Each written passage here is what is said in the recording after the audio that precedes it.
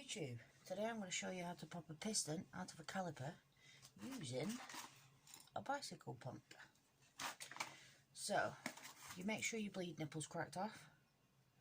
Mine already is. And you put your bicycle pump on there. Make sure that's tight. Oh, not like that, eh?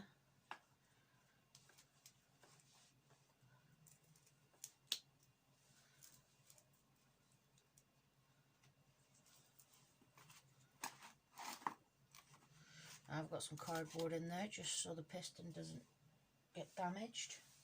And you put your pole over your brake hose.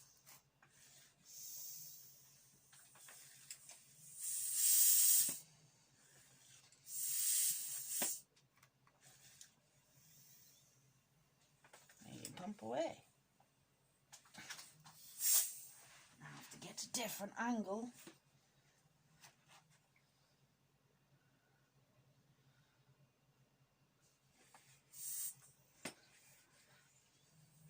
There you go, you can see it coming now.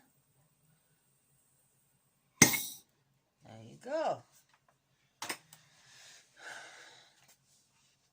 So you pop it out with a bicycle pump. Thanks for watching.